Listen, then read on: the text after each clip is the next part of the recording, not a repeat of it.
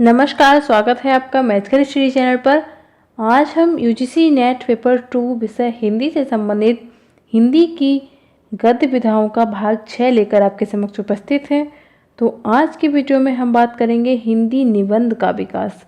तो इन्हें किन किन भागों में बांटा गया है, किन युगों में बांटा गया है और हिंदी निबंध के प्रकार कौन से हैं और हिंदी निबंध की जो शुरुआत है उसकी पूरा विकास, सब कुछ आज हम डिस्कस करेंगे।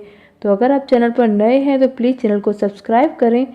और जब उससे पहले मैं जानकारी दे दूं, जो भी क्लासेस होती हैं, जो भी क्विज होती है डेली, उनसे संबंधित पीडीएफ टेलीग्राम ग्रुप में और व्हाट्सएप ग्रुप में प्राप्त हो जाती है संडे को।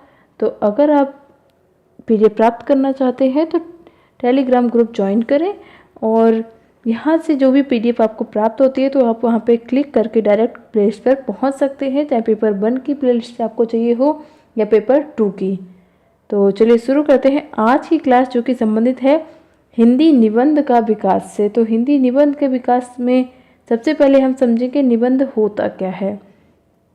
तो हमारी बुद्धि में सहज ही अनेक जो विचार हैं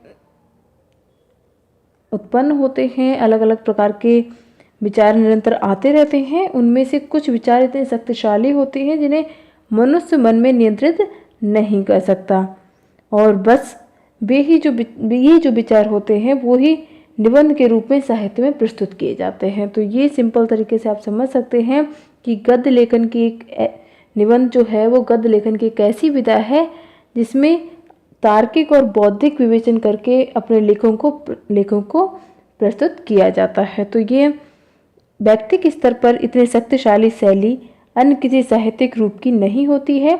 अतः गद्य का वास्तविक रूप जो है वो निबंधों से ही उभरता है। तो ये जो है गद्य में जो सबसे अधिक महत्वपूर्ण है, सर्वाधिक महत्वपूर्ण निबंधों को ही माना जाता है, और इसमें बुद्धि और विचार सबसे महत्वपूर्ण ढंग से प्रस्तुत किए जाते हैं, और इसमें बिना किसी आडंबर के सहज और सरल भाषा में अपने विचार व्यक्त किए जाते हैं। तो निबंध एक ऐसी कलाकृति है जिसमें लेखक जो बिना किसी नियम के ही अपने जो भी नियम होते हैं स्वयं के नियम बनाता है, पूर्व नियोजित नहीं, और वो उन्हें व्यक्त करता है बिना किसी संकोच के। और पाठक जो होता है वो लेखक के जीवन अनुभव को हूबहू उसी प्रकार से ग्रहण करता है। तो ये तो होती है निबंध। और अब हम समझेंगे निबंध के बारे में कुछ परिभाषाएं देखते हैं कि जो प्रसिद्ध जो विद्वान हुए हैं उन्होंने क्या क्या कहा है। तो सबसे पहले बात करेंगे बाबू गुलाब राय के अनुसार। तो उन्होंने एक निबंध के बारे में विचार है उनका कि निबंध का आकार सीमित होता है, उसमें निजीपन होता है और स्वच्छ और सजीव होते हैं। तो उनका कहना था कि जो विचार होते हैं वो लेखक के स्वयं के निजी विचारों पर आधारित होते हैं, निजी अनुभूतियों पर आधारित होते हैं। और आचार्य रामचंद्र शुक्ल जी की बात करें तो उन्होंने कहा था कि जिस प्रकार पद्य कविता की कसौटी है तो निबंध जो है वो गद्य की कसौटी है। तो और एक और कथन देखेंगे पंडित श्याम सुंदर दास जी का। तो उनके अनुसार निबंध वह लेख है जिसमें किसी गहन विषय पर विस्तार पूर्वक और पांडित्यपूर्ण ढंग से विचार किया गया हो। तो ये प्रमुख परिभाषाएं हैं जो हमें ध्यान रखनी है, क्योंकि कई बार ऐसा क्वेश्चन आ जाता है कि ये कथन किसने कहा है, निबंध के बारे में ऐसा कथन किसका है, या किसी भी विधा से संबंधित, तो हमें वहाँ पता होना चाहिए। ये महत्वपूर्ण है काफ़ी। तो अब हम देखते हैं निबंध होते कितने प्रकार के हैं। तो गणपत चंद्र गुप्त जी के अनुसार निबंध 5 प्रकार के होते हैं: विचारात्मक निबंध, भावात्मक निबंध, वर्णनात्मक निबंध और विवरणात्मक निबंध और आत्मपरक निबंध। तो सबसे पहले हम बात करेंगे विचारात्मक निबंध की। ये कौन से होते हैं और इनसे संबंधित प्रमुख जो निबंधकार हुए हैं वो कौन कौन से हैं। तो विचारात्मक निबंधों में लेखक गंभीर विषयों पर अपने चिंतन मनन से लेख लिखता है, और इस प्रकार के निबंधों में बुद्धि की प्रधानता होती है, वो विचारों की प्रमुखता होती है। और इस प्रकार के निबंधों की शैली व्यास या समाज शैली होती है, और भाषा गंभीर व प्रौढ़ होती है। तो जिससे समझ आता है कि इसमें जो किसी गंभीर विषय पर जब लिखते हैं, बहुत चिंतन करके, बहुत ही मनन करके, तो वो विचारात्मक निबंध कहलाते हैं। तो इसमें प्रधानता होती है बुद्धि की और विचारों की। और इस तरह के निबंध जो लिखे हैं वो प्रमुख निबंधकार कुछ देख लेते हैं। आचार्य रामचंद्र शुक्ल, हजारी प्रसाद द्विवेदी, महावीर प्रसाद द्विवेदी, श्याम सुंदर दास और डॉक्टर नगेंद्र। तो ये कुछ प्रसिद्ध निबंधकार हैं जो कि विचारात्मक निबंध इन्होंने लिखे हैं। अब देखते हैं भावात्मक निबंध कौन से होते हैं। तो भावात्मक निबंधों में भाव की प्रधानता होती है, जैसा कि नाम से पता चल रहा है। और इस प्रकार के निबंध व्यक्ति की संवेदनशीलता को प्रकट करते हैं। और हास्य व्यंग प्रधान निबंध भी इसकी श्रेणी में आते हैं। जब इसमें सभी भावों को व्यक्त किया जाता है तो हास्य व्यंग जो है वो भी इस श्रेणी में आते हैं। शुक्ल जी के मनोविकार संबंधी लेख भी इसी कोटि में आते हैं। तो जो उन्होंने मनोविकार संबंधी लेख लिखे थे वो भी इस कोटि में आएंगे। और प्रमुख जो भावात्मक निबंधकार की बात करें तो इसमें अध्यापक पूर्ण सिंह, भारतेंदु हरिश्चंद्र, प्रताप नारायण मिश्र और गुलेरी जी, ब्रजनंदन और रामकृष्ण दास। तो ये कुछ प्रमुख निबंधकार हैं और जिन्होंने भावात्मक निबंध लिखे हैं। तो अब हम देखते हैं वर्णनात्मक निबंध कौन से होते हैं। तो वर्णनात्मक निबंध में किसी घटना, तथ्य, वस्तु, स्थान, दृश्य आदि का वर्णन किया जाता है। और इस प्रकार के निबंधों में भावात्मकता व बौद्धिकता का सामंजस्य होता है। भाषा सरल व सहज होती है। तो ये जो निबंध होते हैं इसमें किसी भी घटना या तथ्य या वस्तु, स्थान, इन सभी का वर्णन किया जाता है। किसी चीज़ का वर्णन करना जब होता है तो उसके बारे में सभी को जानकारी प्रदान करना, तो वो वर्णनात्मक निबंध के अंतर्गत आता है। और इसमें जो भावात्मकता और बौद्धिकता दोनों का ही सामंजस्य होता है और भाषा सरल रखी जाती है। तो इस प्रकार के निबंध जिन्होंने लिखे हैं, जो हिंदी के प्रमुख वर्णनात्मक निबंधकार हैं, वो हैं बालकृष्ण भट्ट, बाबू गुलाब राय, कन्हैया लाल मिश्र और विष्णु प्रभाकर और रामरच बेनीपुरी जी। चलिए अगला देखते हैं।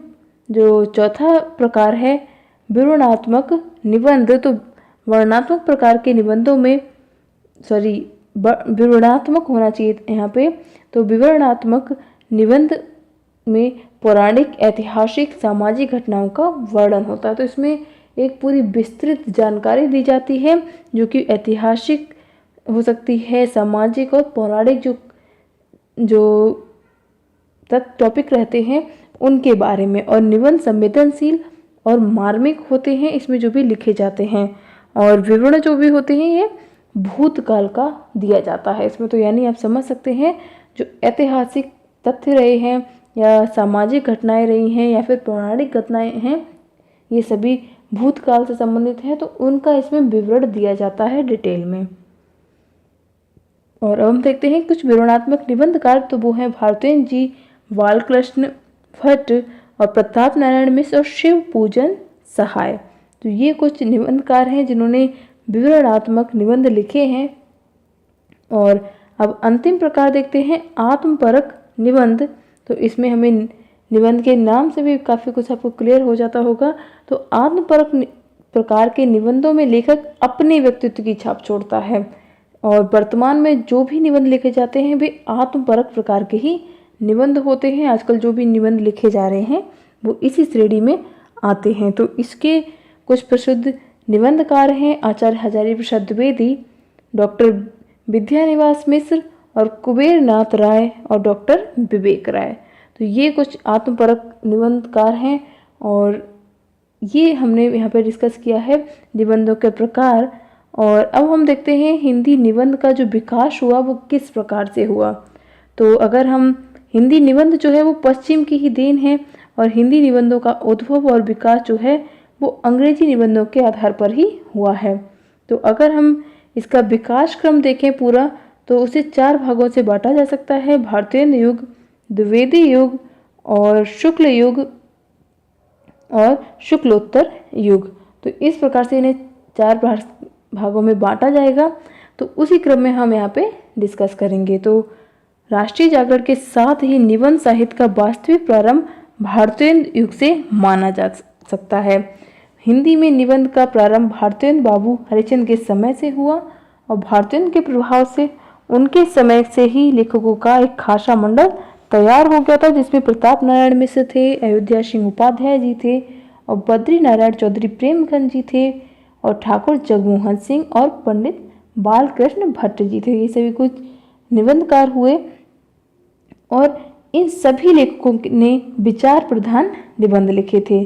और तथापि इनका अध्ययन आज हम मुख्यतः इसलिए करते हैं क्योंकि इनमें उनके व्यक्तित्व पूरी तरह से प्रतिबिंबित होते हैं। तो हम आजकल जो अगर इनके निबंध देखते हैं तो हम वो इसलिए पढ़ते हैं क्योंकि उनका पूरा हमें व्यक्तित्व उसमें पता चल जाता है, विवरण उनके बारे में पता चल जाता है। तो हम पहले भारतेंद्र जी के बारे में अगर बात करें तो भारतेंद्र जी के जो पूरे सभी लेखक थे वो बड़े ही स्वतंत्र विचारों के होते थे। वो बहुत ही जिंदा दिल थे और एक हो तो वो अलग अलग ऋतुओं में पड़ने वाले त्योहारों को के बारे में वर्णन करते थे। अपने मन में जो उनकी उमंग उठती थी उसका वर्णन करते थे, उसको उठाते थे टॉपिक को अपने निबंधों में। तो और जो परंपराएं पुरानी चली आ रही हैं तो उनका वर्णन करते थे, और मेला और ये सब जो कुछ त्योहार ये सब का वर्णन करते थे। तो दूसरी तरफ वो क्या करते थे कि जो देश की जो पराधीनता थी या फिर दरिद्रता थी, उन सभी के बारे में जो मन में दुख का भाव था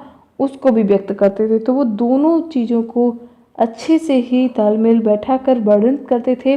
और स्वतंत्र भारत के जो वर्तमान लेखक विचार स्वतंत्र का दावा करते थे कि हम अपने विचारों का अपने आधार पर ही अपने व्यक्त कर रहे हैं, हमारे विचारों पर किसी दूसरे का प्रभाव नहीं है। और इस प्रकार से वो कहते थे उनके निबंधों का विषय चाहे कुछ भी हो, लेकिन उनकी जो चेष्टा थी वो बार बार यही रहती थी कि अपने देशवासियों को जागृत कर सके, उनको जो वर्तमान स्थिति है उसके बारे में उनको समझा कर उनको उनके अंदर एक भावना, एक जो अलग भावना है वो उत्पन्न कर सकें, देश प्रेम की भावना जगा सकें। और जो सुख दुख का मतलब एक तरह से हम कह सकते हैं सुख दुख के ये जो उनकी रचनाएं होती थी वो जनता के सुख दुख के साथी बन सके, वो बस इसीलिए एक प्रयास किया करते थे। और ये सभी लेखक जो थे उनमें हास्य या विनोद की मात्रा भी बहुत थोड़ी बहुत जो थी वो भी मिल जाती है, बाकी उसमें स्वच्छंदता अधिक मिलती है। और वो आज के पाठक जो हैं वो भी अगर जब उन्हें पढ़ते हैं तो वो भी उन्हें बहुत प्रसन्नता से पढ़ते हैं, उनको बहुत सराहते हैं, उनको बहुत समझ जो सीखने को मिलता है, कहें तो समझने का क्या, सीख उन्हें बहुत ज़्यादा मिलती है। तो इन लेखकों में चिंतन जो था बहुत गहनता से वो रचना अपनी लिखा करते थे। और इस युग के जो रचनाकार थे, हमने जैसे बात की भारतेंद्र जी हुए, बालकृष्ण भट्ट जी, प्रताप नारायण मिश्र और बद्री नारायण चौधरी जी, ज्वाला प्रसाद जी, तो बहुत ऐसे नाटककार हुए, निबंधकार हुए जिनके निबंधों को आजकल भी उतने ही लोकप्रियता से पढ़ा जाता है। और इसलिए पढ़ा जाता है आजकल अधिकतर इसलिए है क्योंकि उनसे बहुत कुछ सीखने को मिलता है। और उस काल के जो सभी निबंध साहित्य थे उन पर अगर हम विचार करें तो हमें ये पता चलता है कि हिंदी जगत में भारतेंद्र युग ने जो निबंध के पूर्ण विकास की भूमिका का निर्वाह किया है। और विषय और शैली दोनों ही दृष्टियों से निबंध जो है उस समय का निबंध जो है बहुत ही सशक्त रूप से प्रदर्शित होता है। और उस काल में अगर भाषा की बात करें तो भाषा उतनी परिमार्जित नहीं थी, और लेकिन जो निबंध साहित्य थे वो बहुत समृद्ध उन्होंने किया है। और अगला देखते हैं द्विवेदी युग। तो आचार्य महावीर प्रसाद द्विवेदी का इस क्षेत्र में इतना व्यापक कार्य रहा है कि इस युग का नामकरण ही उनके नाम पर हो गया था। और इन्होंने जो भाषा, समाज, धर्म, राजनीति इन सभी विषयों पर लिखा था। और विषय की दृष्टि से अगर हम देखें तो भारतीय युग में निबंध खूब फैल चुके थे। तो उन्हें केवल एक कमी थी उनमें कि जो कि भाषागत दोष था, जिसे हमने भी पहले बात की। तो सिर्फ भाषा उनकी उतनी सशक्त नहीं थी। और जो इनको जब महावीर प्रसाद द्विवेदी आए तो इनकी ओर आते आते जब महावीर प्रसाद द्विवेदी जी ने जब निबंध में प्रवेश किया तो उनका ध्यान इस तरफ गया और उन्होंने अपने निबंधों के द्वारा भाषा को व्याकरण सम्मत बनाया और सभी को जागृत किया कि वो इसी प्रकार की भाषा का प्रयोग करें। और इन्होंने अपनी भाषा में अन्य भाषाओं के शब्दों का हिंदीकरण करके हिंदी का शब्द भंडार भी बढ़ाया था। और इस युग में अनुवाद कार्य भी पर्याप्त मात्रा में हुआ था। तो अगर हम देखें कुछ इस युग के प्रसिद्ध निबंधकार तो महावीर प्रसाद द्विवेदी जी सबसे पहले आते ही हैं। उसके बाद बाबू गोपाल राम गहमरी जी हैं, पंडित गोविंद नारायण मिश्र जी हैं, बाबू श्याम सुंदर दास हैं, जगन्नाथ प्रसाद चतुर्वेदी जी हैं, चंद्रधर शर्मा गुलेरी जी, सरदार पूर्ण सिंह और माधव प्रसाद मित्र के जो निबंध थे वो भावनापूर्ण होते थे। उसमें त्योहारों, तीर्थ स्थानों और मानसिक दशाओं का वर्णन किया जाता था। और जबकि सरदार पूर्ण सिंह के निबंध अगर हम देखें तो उसमें भावात्मक निबंध होते थे। और जो निबंधकार की जो मात्र 5 निबंध लिखकर ही ये अमर हो गए थे पूर्ण सिंह जी। और इनमें आत्मव्यक्ति और शैली की गरिमा दोनों ही इनके निबंधों में मिलती है।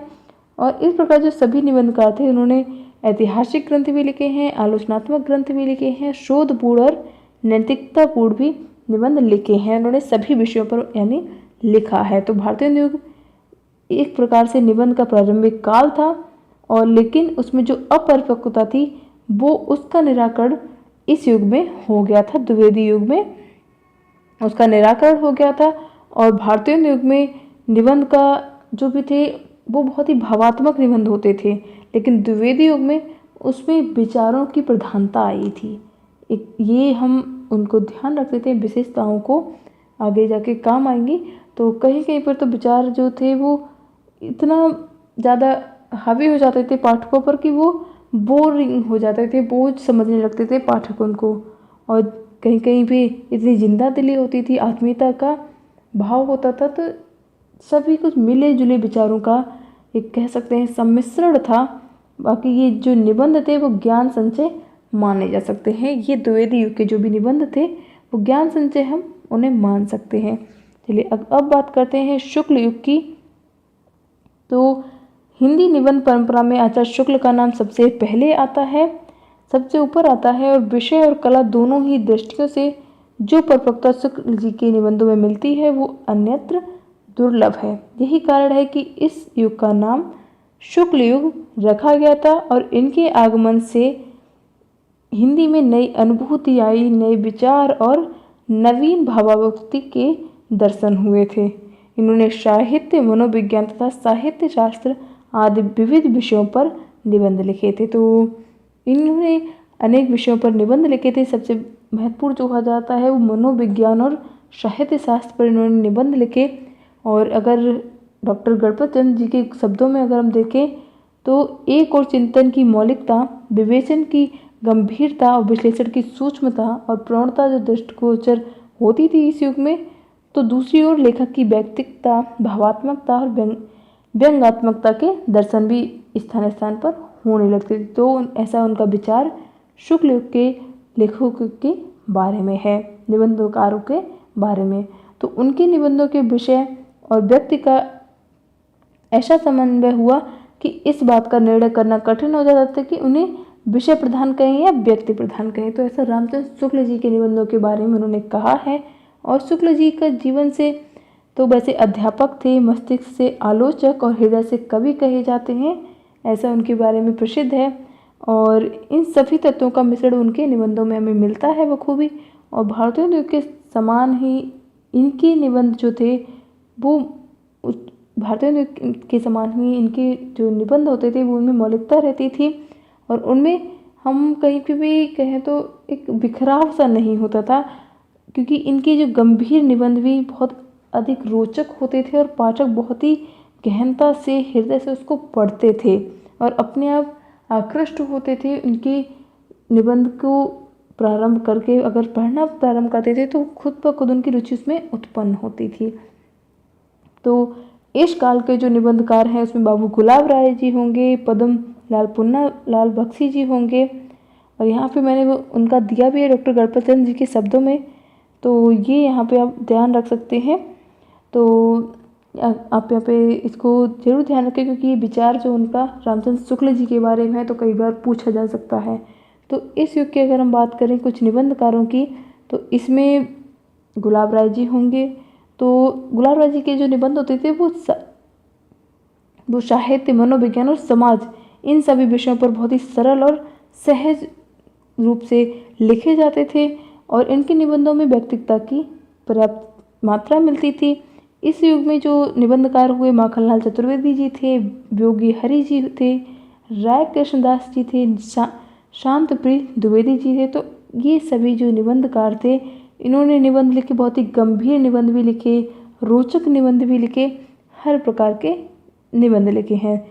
लेकिन बाबू गुलाब राय जी की जो बात करें तो उनके निबंधों में व्यक्तिकता सबसे अधिक हमें मिलती है। बाकी पद्म लाल जी के निबंधों में विचारों की मौलिकता और शैली की नवीनता भी हमें हर जगह देखने को मिलती है।